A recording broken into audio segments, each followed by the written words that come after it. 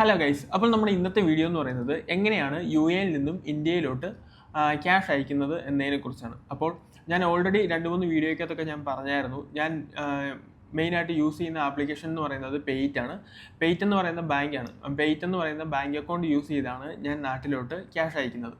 അപ്പോൾ അതിനെക്കുറിച്ച് ഞാൻ കുറേ വീഡിയോയ്ക്കകത്ത് പറഞ്ഞതുകൊണ്ട് തന്നെ അതിൻ്റെ കമൻറ്റ് ബോക്സിൽ കുറേ ഫ്രണ്ട്സ് വന്ന് ചോദിച്ചിട്ടുണ്ടായിരുന്നു, എങ്ങനെയാണ് ക്യാഷ് അയക്കുന്നത്, ഇത് ജെനുവിൻ ആണോ, ഇവിടെ നിന്ന് അയച്ചാൽ നാട്ടിൽ ക്യാഷ് എത്തുന്നുണ്ടോ, അങ്ങനെ കുറേ ഡൗട്ടുകളും കാര്യങ്ങളൊക്കെ നമ്മുടെ കമൻറ്റ് ബോക്സിൽ കുറേ പേര് പറഞ്ഞിട്ടുണ്ടായിരുന്നു. അപ്പോൾ അതിനെല്ലാം ഒരു സൊല്യൂഷൻ ഉണ്ടാക്കാമെന്ന് വിചാരിച്ചിട്ടാണ് ഞാൻ ഈ വീഡിയോ ചെയ്യുന്നത്. അപ്പോൾ ഈ വീഡിയോയ്ക്കകത്ത് എങ്ങനെയാണ് പെയ്റ്റിലൂടെ ക്യാഷ് നാട്ടിലോട്ട് അയക്കുന്നത്, അതായത് അതുപോലെ തന്നെ ഇതിൻ്റെ അകത്ത് എത്രയാണ് എമൗണ്ട് കാണിക്കുന്നത്, അതായത് ഒരു ദിറംസിന് നാട്ടിൽ എത്ര രൂപ നമുക്ക് എമൗണ്ട് കിട്ടും, അങ്ങനെയുള്ള എല്ലാ ഡീറ്റെയിൽസും ഞാൻ ഈ വീഡിയോയ്ക്കകത്ത് ഉൾപ്പെടുത്താമെന്ന് വിചാരിച്ചു. അപ്പോൾ എങ്ങനെയാണ് പെയ്റ്റ് ഉപയോഗിച്ച് നാട്ടിലോട്ട് ക്യാഷ് അയക്കുന്നതെന്ന് ഞാനിപ്പോൾ കാണിച്ചു തരാം. അപ്പോൾ ജസ്റ്റ് അതൊന്ന് കണ്ടിട്ട് വാ ഗൈസ്. അതിനായിട്ട് നമ്മൾ ആദ്യമേ പെയ്റ്റിൻ്റെ ആപ്ലിക്കേഷൻ ഓപ്പൺ ആക്കുക. ആപ്ലിക്കേഷൻ ഓപ്പൺ ആക്കിയിട്ട് പാസ്വേഡ് അടിച്ച് എൻ്റർ ആകുക.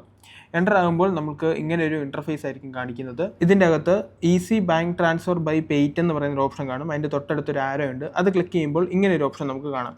ഇതിൻ്റെ അകത്ത് ഈസി ട്രാൻസ്ഫർ, അതുപോലെ തന്നെ എക്സ്പ്രസ് ട്രാൻസ്ഫർ, പിന്നെ മണിഗ്രാം ക്യാഷ്, അങ്ങനെ 3 ഓപ്ഷൻ നമുക്ക് കാണാനായിട്ട് സാധിക്കും.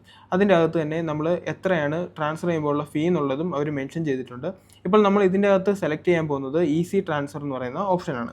ഈസി ട്രാൻസ്ഫർ വഴി നമ്മൾ ക്യാഷ് സെൻഡ് ചെയ്യുകയെന്നുണ്ടെങ്കിൽ ഒരു ദിറംസിന് നമുക്ക് 22.963 പൈസയാണ് ഒരു ദിറംസിൻ്റെ എമൗണ്ട് എന്ന് പറയുന്നത്. ആ എമൗണ്ട് നമുക്ക് ലഭിക്കുന്നത്. ഇനി നമുക്ക് ഈസി ട്രാൻസ്ഫർ എന്ന് പറയുന്ന ഓപ്ഷൻ ക്ലിക്ക് ചെയ്യാം. അത് ക്ലിക്ക് ചെയ്യുമ്പോൾ ഇങ്ങനെ ഒരു ഇൻ്റർഫേസ് ആയിരിക്കും കാണിക്കുന്നത്. ഇതിൻ്റെ അകത്ത് നമുക്ക് സെൻഡ് ചെയ്യാനുള്ള എമൗണ്ട് ടൈപ്പ് ചെയ്യുക. ഞാനിവിടെ ഒരു 250 ദിറംസാണ് ടൈപ്പ് ചെയ്യുന്നത്.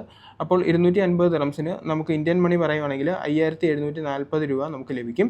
അതുപോലെ തന്നെ ഫീസ് എന്ന് പറയുന്നത് 5 ദിറംസും അതുപോലെ തന്നെ വാറ്റ് എന്ന് പറയുന്നത് 0.25 ദിറംസുമാണ് ഗൈസ്. അപ്പോൾ ടോട്ടൽ നമുക്ക് 255.25 ദിറംസാണ് എമൗണ്ട് ആവുന്നത്. ഇനി നമുക്ക് നെക്സ്റ്റ് ക്ലിക്ക് ചെയ്യുമ്പോൾ ഇങ്ങനെ ഒരു ഇൻ്റർഫേസ് കാണിക്കും. ഇതിൻ്റെ അകത്ത് നമുക്ക് ബെനിഫിഷ്യറി അക്കൗണ്ട് ആഡ് ചെയ്യാനായിട്ട് സാധിക്കും. ഇതിൻ്റെ അകത്ത് ആഡ് ന്യൂ ബെനിഫിഷ്യറി അക്കൗണ്ട് എന്ന് പറയുന്നൊരു ഓപ്ഷൻ ഉണ്ട്. അത് ക്ലിക്ക് ചെയ്യുവാണെങ്കിൽ നമുക്ക് പുതിയ ബെനിഫിഷ്യറി ആഡ് ചെയ്യാനായിട്ട് സാധിക്കും.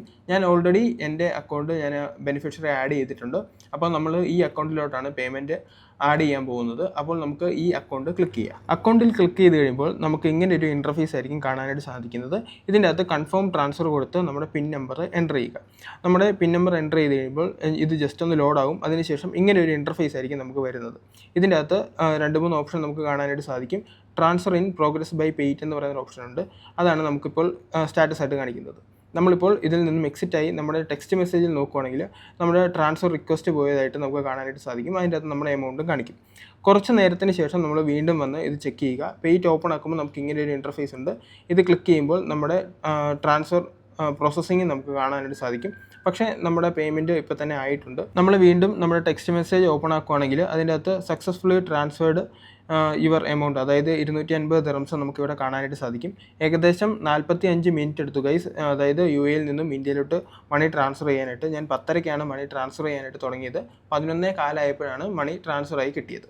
അപ്പോൾ ഗൈസ്, പെയ്റ്റ് ഉപയോഗിച്ച് എങ്ങനെയാണ് യു എയിൽ നിന്നും ഇന്ത്യയിലോട്ട് ക്യാഷ് അയക്കുന്നത് എന്നതിനെക്കുറിച്ച് ചെറിയൊരു ഐഡിയ നിങ്ങൾക്ക് ലഭിച്ചു എന്ന് ഞാൻ വിചാരിക്കുന്നു. അതായത് എന്നെക്കൊണ്ട് പറ്റുന്ന രീതിയിൽ ഞാൻ അതിനകത്ത് എക്സ്പ്ലെയിൻ ചെയ്തിട്ടുണ്ട്. എന്തെങ്കിലും ഡൗട്ടോ കാര്യങ്ങളൊക്കെ ഉണ്ടെങ്കിൽ ജസ്റ്റ് നമ്മുടെ കമൻറ്റ് ബോക്സിൽ അറിയിക്കുക ഗൈസ്. എന്നെക്കൊണ്ട് പറ്റുന്ന രീതിയിലുള്ള കമൻറ്റൊക്കെ ആണെന്നുണ്ടെങ്കിൽ അതിനുള്ള സൊല്യൂഷൻ ഞാൻ ഉറപ്പായിട്ടും തന്നെ പറഞ്ഞു തരുന്നതായിരിക്കും. അപ്പോൾ ഇതുപോലുള്ള പുതിയ പുതിയ വീഡിയോസുമായിട്ട് നമ്മൾ വീണ്ടും വരുന്നതായിരിക്കും. അതുവരെ ബൈ.